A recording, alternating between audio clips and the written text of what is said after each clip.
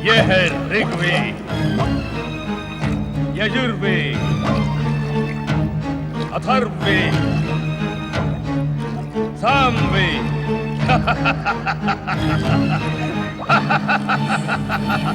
जय ब्रह्मदेव। जय दैत्य गुरु शुक्राचार्य।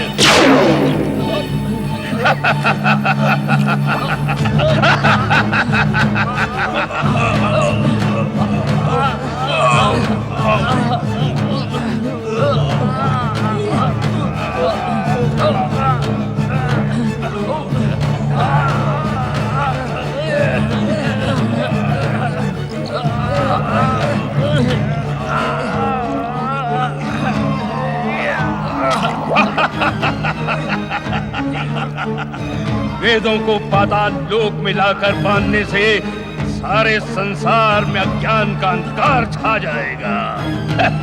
दैत्य संस्कृति शक्तिशाली होकर तीनों लोकों पर अपना राज करेगी। जय दैत्य संस्कृति की।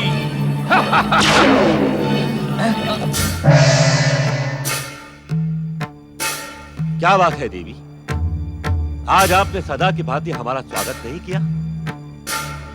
आप हमसे रुष्ट हैं क्या? ब्रह्मदेव, वेद सृष्टि के दिव्य ज्ञान के आधार हैं। उन पर आपकी अर्धांगिनी एवं ज्ञान विद्या की अधिष्ठात्री देवी होने के कारण मेरा भी समान अधिकार है। आप एकाकी ही उनको किसी मूर्ख दुराचारी के हाथों कैसे सौंप सकते हैं? देवी सरस्वती, दुर्गमासुर के हाथों वेदों का अधिकार सौंपकर मैं स्वयं भी आत्मग्लानि के भाव से ग्रसित हूं। ऐसी स्थिति में आपने दुर्गमासुर को वेदों का अधिकार दिया ही क्यों? जबकि आप स्वयं जानते हैं कि दुर्गमासुर वेदों को अपार कष्ट पहुंचाने के साथ ही उनकी अस्मिता से भी खिलवाड़ कर सकता है। देवी, तपस्यारत व्यक्ति को प्रतिफल देना सृष्टि का नियम एवं विधि का विधान भी है। स्वयं सृष्टि के मूल आधार भगवान शिव की भी यही इच्छा थी। इसी कारण हम विवश थे।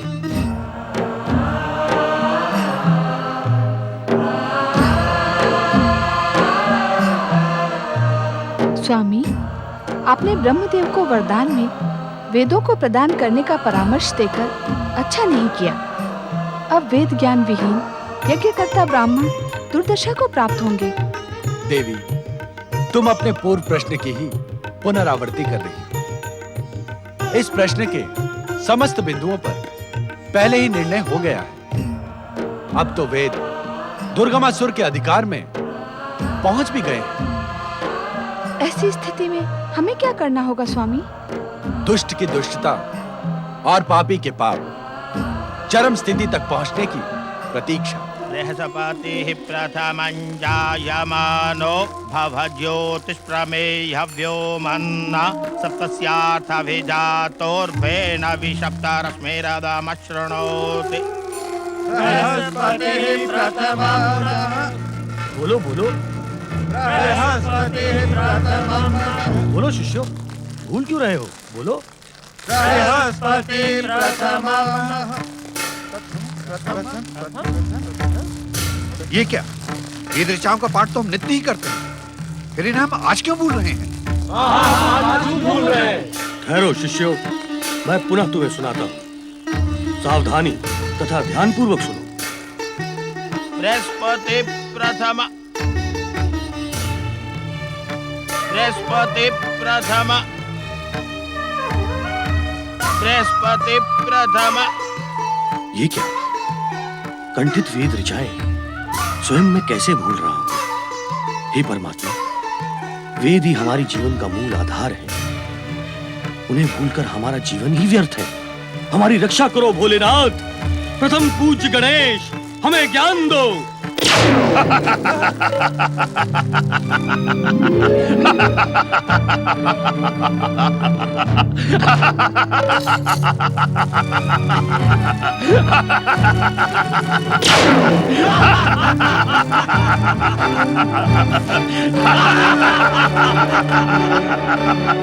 यज्ञ करता हूं, हमारे अतिरिक्त तुम्हें और कोई ज्ञान प्रदान नहीं कर सकता। यज्ञ करता हूं, तुम्हारे ज्ञान के भंडार चारों वेद हमारे वश में पाताल लोक में हैं।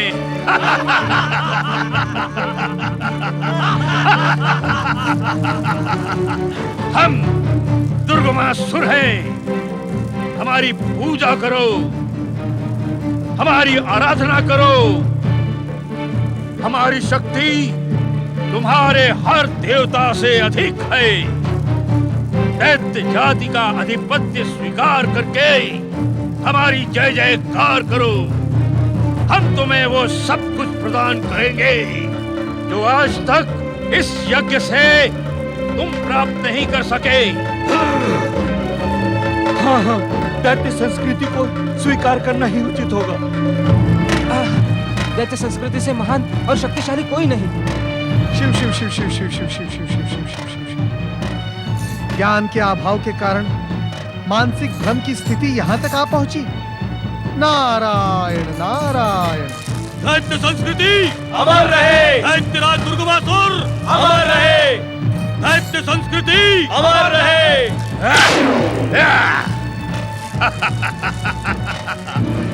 सुंदरियों, इन्हें जीवन के आनंद का उचित आभास कराओ।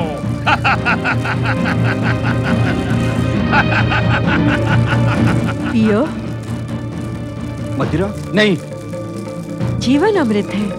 जीवन अमृत, जीवन का आनंद।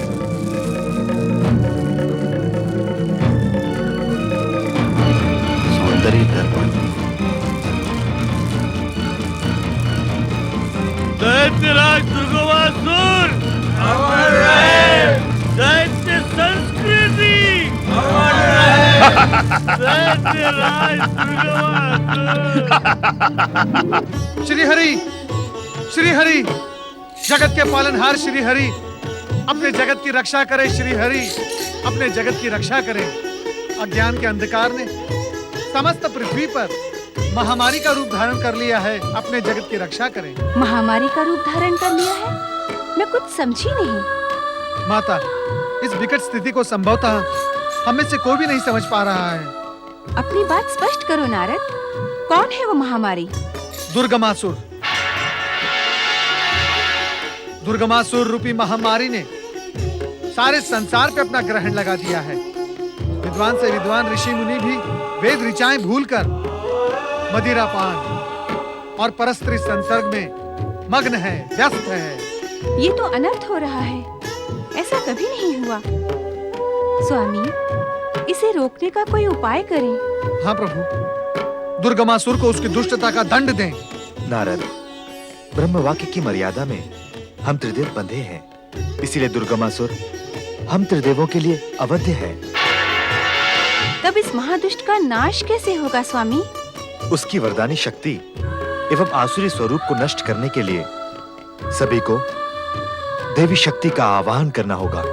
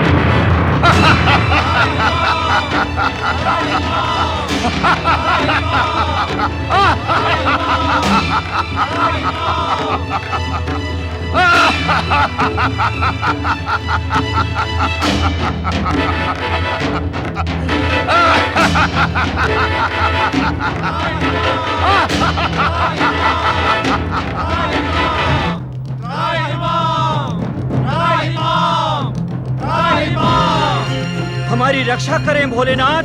आप हम पर सदा कृपालु रहे हैं शिव शंकर। अत्याचारी दुर्गमासुर ने हमारा जीना दुभर कर रखा है। हमारे सत्कर्मों का फल पूर्णतः नाश कर दिया है देवाधिदेव। धर्म का नाश और अधर्म का उदय हो रहा है महादेव। प्रभु धर्म का पुनरुत्थान करो। दीनानाथ धर्म संस्थापना के लिए अपनी आंखें खोलें। दुर्गमासुर को उसके पापों का दंड दें महेश्वर।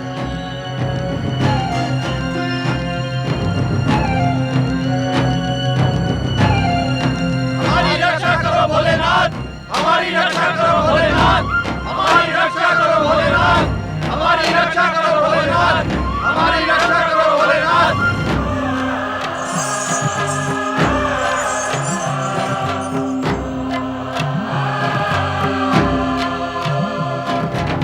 पति परमेश्वराय नमो नमः। आंखें खोलिए स्वामी, अपनी समाधि को विराम दें। दैत्य दुर्गमासुर से पीड़ित इन पृथ्वीवासियों की रक्षा करें स्वामी। जागिए भोलेनाथ, जागिए भोलेनाथ, जागिए भोलेनाथ, जागिए भोलेनाथ, जागिए भोलेनाथ, जागिए भोलेनाथ। कैलाशपति शिव शंकर की जय। देवाधिदेव भगवान भोलेनाथ की जय। अंतर्यामी, आप जानते हैं कि परम पिता ब्रह्मा जी से वरदान में वेदों को प्राप्त कर दुष्ट दुर्गमासुर ने उन्हें पाताल लोक के कारावास में डाल दिया है। सर्वज्ञ, आप जानते हैं कि वेद ज्ञान लुप्त हो जाने से धार्मिक जन भ्रमित होकर पतित होने लगे हैं। भोलेनाथ, धार्मिक जनों ने यज्ञ करना और धर्म उपदेश देना बंद कर दिया है। यज्ञ भाग न मिलने के कारण देवताओं की शक्तियां क्षीण हो रही हैं। उनकी महान चमत्कारी शक्तियों का अंत होता जा रहा है महादेव। पृथ्वी लोक और स्वर्ग लोक का वातावरण दूषित हो गया है भोलेनाथ। वेदों द्वारा निर्धारित मर्यादा का उल्लंघन कर सुरा सुंदरी से प्रसन्न रहना आज हर धार्मिक व्यक्ति का कार्य बन गया है। धर्म की संस्थापना, जगत कल्याण और वेदों के उद्धार के लिए आप कुछ करें महादेव। स्वामी, इस दुर्दशा के लिए दुर्गमासुर से अधिक उसके गुरु शुक्राचार्य दोषी हैं। वे आपके आश्वासन से निर्भय होकर दुर्गमासुर को नित्य नए अत्याचार करने की प्रेरणा दे रहे हैं। आप सत्य कह रही हैं माता। स्वामी, आप शुक्राचार्य को अविलंब कैलाश पर उपस्थित होने का आदेश दें तथा उनसे कहें कि दुर्गमासुर की अत्याचारी गतिविधियों का अंत करवाएं अथवा आप स्वयं उसे दंडित करें। देवी, ब्रह्म वाक्य की मर्यादा की रक्षा करना हम त्रिदेव का कर्तव्य है। इसीलिए हम उसे दंडित नहीं कर सकते, किंतु हम शुक्राचार्य को यहाँ उपस्थित होने का आदेश अवश्य देंगे। कैलाशपति भगवान भोलेनाथ की जय। किंतु देवी, ऐसा प्रतीत होता है कि वरदानी शक्ति से उन्मत्त दुर्गमासुर का अहंकार अब किसी के समक्ष झुकना स्वीकार नहीं करेगा। अहंकार? हाँ देवी, परिश्रम से सफलता के शिखर तक पहुंचा व्यक्ति अपने आप को सर्वोच्च समझकर सभी को अपने समक्ष झुकाने का प्रयास करता है, किंतु उसके भ्रम की स्थिति ये नहीं देख पाती कि वो स्वयं अहंकार के समक्ष कितना झुक गया है। वरदान से प्राप्त अद्भुत शक्तियों का स्वामी बन गया दुर्गमासुर इन स्थितियों से बचेगा नहीं। अर्थात उसका अहंकार ही उसके पतन का कारण बनेगा। हाँ ऋषि, श्रेष्ठ से श्रेष्ठ तथा अनेक शक्ति से संपन्न व्यक्ति के पतन का कारण अहंकार ही बनता है।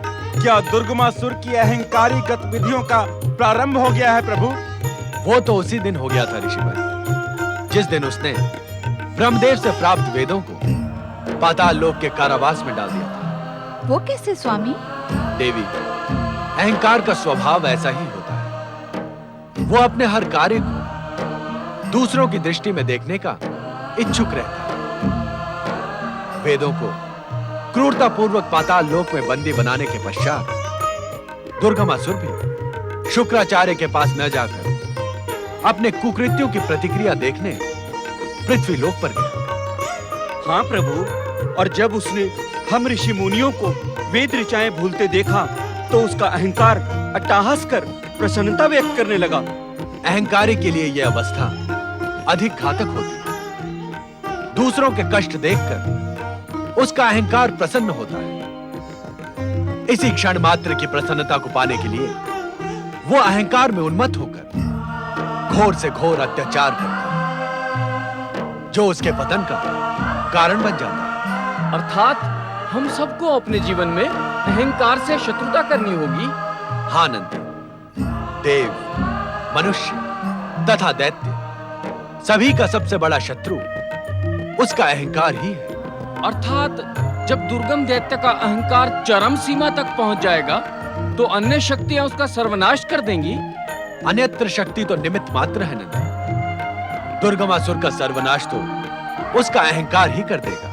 किंतु वर्तमान की विकट परिस्थितियों पर नियंत्रण पाने के लिए आप शुक्राचार्य को उपस्थित होने का आदेश देने वाले थे स्वामी। अवश्य देवी, शुक्राचार्य को अपने आदेश से नियंत्रित करना इन परिस्थितियों में नीति संगत होगा। शुक्राचार्य शीघ्र कैलाश पर उपस्थित हो।